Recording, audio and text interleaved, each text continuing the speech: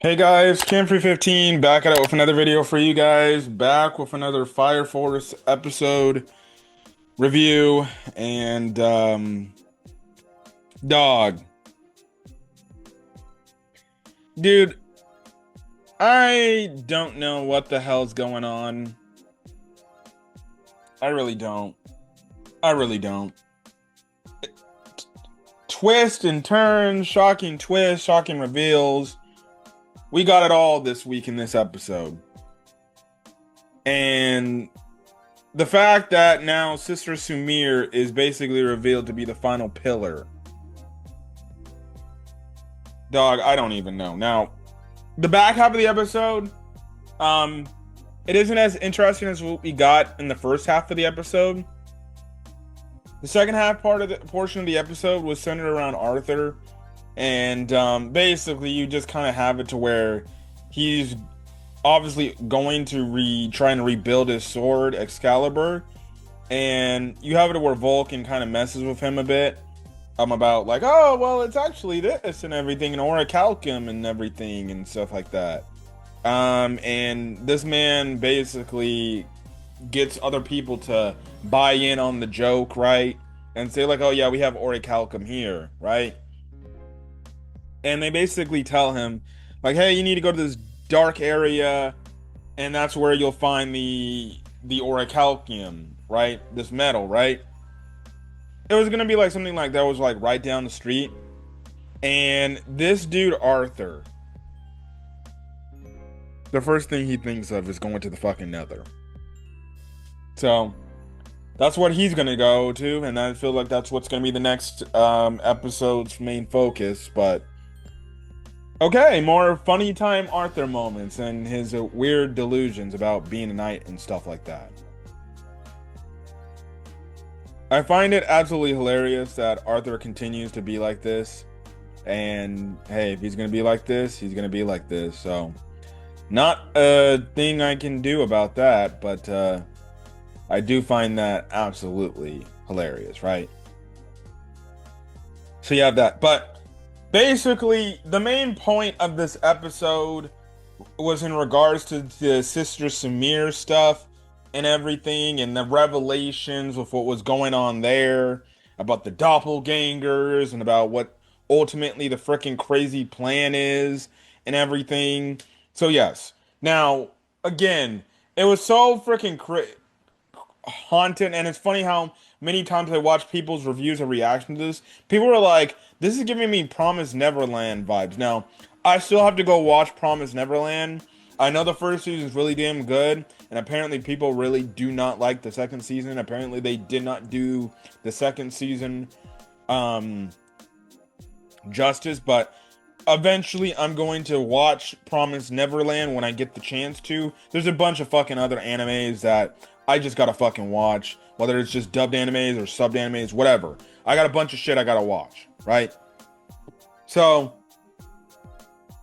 you have it to where Sister Siemere is just like, well, Sister Hibana, you're doing stuff, like you always used to do.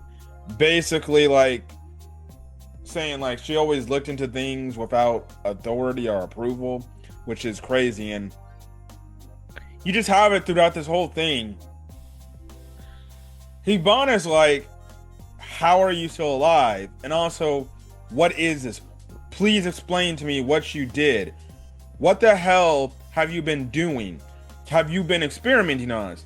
And the more as this conversation is going on, you can tell Hibana's absolutely disgusted. She's absolutely pissed with Siemere, because this is not the lady that she thought she was being raised by.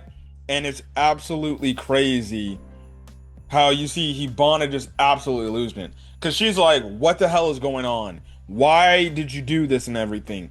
Why were you feeding us like this fruit and these vegetables and these food which inhabited the, basically the bugs within them, the essence of the bugs. And it's kind of what I somewhat predicted. She basically did this to try to give people like combustion powers, right? and it was so freaking weird and crazy. And the fact is, this lady, she had absolutely no sympathy. She just had the same exact look, like, well, that's what happened, so that's what happened. It is what it is. They were just failed experiments, but they were all for a good cause. And this lady, this sister, man, is absolutely just lost. I'm just like, what in the blue hell is going on, right? Absolutely shocked. We also get a crazy revelation of the fact, like, about doppelgangers, right? So apparently, there is as many doppelgangers in the Fire Force world as actual humans. And basically, the doppelgangers are all, everybody has their own doppelganger. Their set doppelganger. And basically that set doppelganger is waiting for an opportunity to basically take over. And then when they take over, that's when, boom, somebody becomes an ethereal and, or an infernal and, you know, everything. Which is absolutely wild. Absolutely wild. So, you're basically telling me everybody has basically a doppelganger that's a infernal that can just sprout up when they feel like, okay, it's my time because this human feels weak, right? Absolutely crazy. Which then means it makes more sense with Iris and the first pillar, because we know that the first pillar looks obviously similar to that of Iris, which means the first pillar more than likely is Iris's doppelganger, right? So that is absolutely wild within itself. And you probably get one of the more disturbing and sickening scenes in all of Fire Force, where basically Sister brings up like these demon infernal children of the actual other little, you know, younger sisters, and they're basically calling out to Hibana, and Hibana can easily tell like which one is which, and she's like, what the hell? And I'm just like, dude, what in the blue hell is wrong with this woman?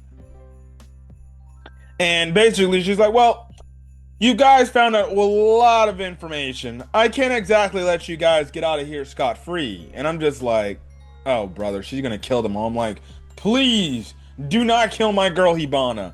I do not want Hibana dying. No, no, no, no. She's my number one snack in this show next to Maki. No, I do not want her dying, right?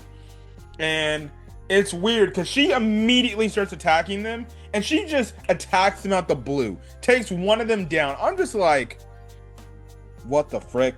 And you have another one of lieutenants. I think it's I forgot who it is, right? But one of them, he tries to do like an attack from behind, but then the one dude's like, hey, no, don't do it, get away from her. And the fact is, if he went any closer, this man might have lost his entire damn arm, because she has like, okay, so the sister is vibrating like super damn fast to the point like it's creating like eruptions, and as she's vibrating, she's creating earthquakes and everything, and she's moving so damn fast, like it's the actual vibrations is like not only a defensive like barrier to her, it's even an offensive tag where it can damn near like slice your arm off, more than likely, you know, because we have it where one of those lieutenants who was in Captain Burns' squad, right? He was wearing like obviously the Fire Force coat jacket or his own, you know, stuff. That shit ripped apart like it was nothing, and I'm just like, oh, he would have basically lost an arm if he did not get out of there. And I'm just like, what in the blue hell is going on, bro?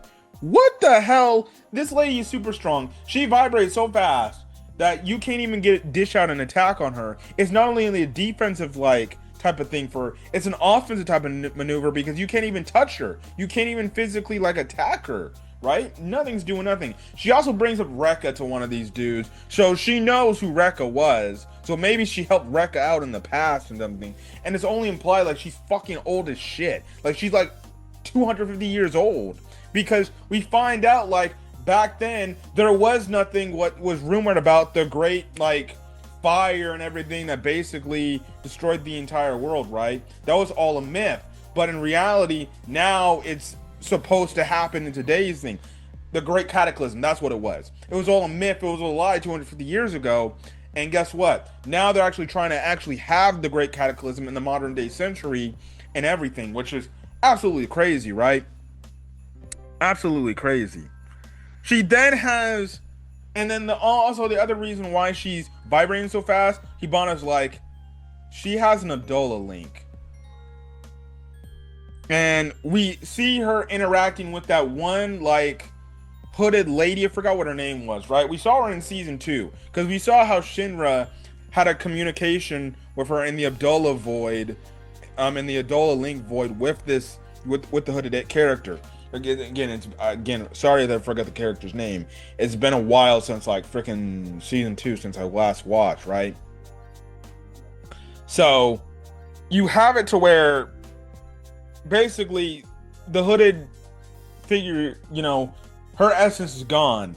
And we also find out why there are these pillars there. She was not only doing the experiments to do the experiments, she was also doing the experiments to see if she can find the next 8 pillars, right? And I'm just like, this lady is absolutely disgusting.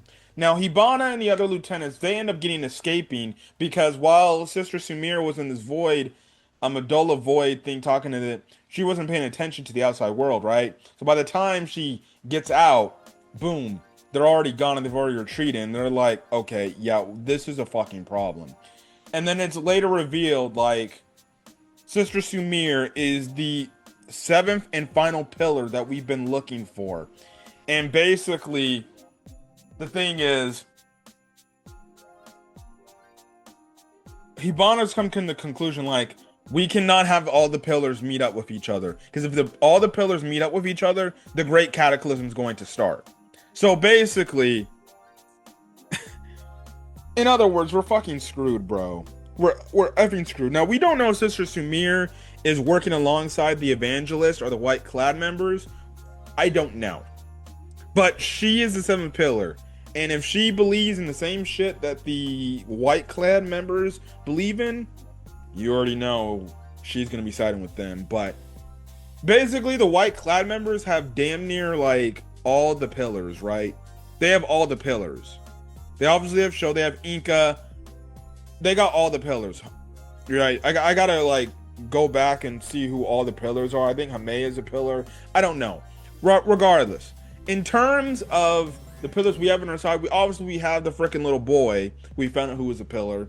Shinra's a pillar, clearly, and they've been trying to get Shinra on their hands, right? And I guess you can say to an extent, Sister Iris is maybe potentially a pillar, even though the first pillar is in the Abdullah void. But now with the fact that the doppelganger shit, more than likely, I'm best guessing, and especially the fact that Sister Iris did the prayer thing, I'm more than best guessing Iris is technically a pillar herself, because of her doppelganger, which is the first pillar. That makes the most sense that Iris is the first pillar. So technically we have 3 pillars, while they have a good chunk of the pillars on their side, and they got to not only capture Iris and Shinra and the boy, right? Man, I really don't know where this story's gonna go, bro. I really don't know. And honestly, I can perfectly see it where in the first half of season 3, we conclude with the fact that all the pillars are together, and you get it left off the cliffhanger of the great cataclysms finally starting because all the pillars are in one spot. So, dude, this episode is crazy. This episode was crazy of Fire Force, and I'm enjoying season 3 to people's chagrins and people's hating of season 3 because it's not adapted the way that they thought it would be adapted. Excuse me, and things like that. You know, you're not gonna please these fanboys of the series who were probably read the manga and are like, oh, I can't wait to see this shit adapted, and then they set their expectations so damn high, and then when it's not met in their eyes, they end up becoming disappointed. Season 3 has been fucking phenomenal. So, to the haters that continue to say that season 3 of Fire Force has been dog shit, go read the manga. Like I said it before, go read the manga, because you can go read your precious, manga and a Fire Force, and you don't have to worry about the damn anime. I'm enjoying the anime. Season 3 has been banger after banger after banger, and these reveals are absolutely getting crazier, man. Absolutely getting crazier. So, yeah, but that is basically it. So yeah. Now, in regards to next week's episode of Fire Force, me and my co-host will probably, well, one, my co-host will be back, but we're more than likely going to be going on vacation, a nice little weekend trip to San Diego, California. So don't expect our review of Fire Force to go up immediately. It might just go up probably the corresponding Monday, if not Tuesday of next week, which is in 2 weeks technically is time. So we will more than likely watch the episode when we have the chance to do it so in San Diego, and stuff like that. So yeah, but other than that, that's basically all I gotta say. Another great episode of Fire Force. Definitely can't wait to see where the show's gonna go from here on out. Until then, guys, stay safe out there. Have a great rest of your day or your night or whenever you're checking out this video. Until then, guys, I'll catch you guys later. Peace.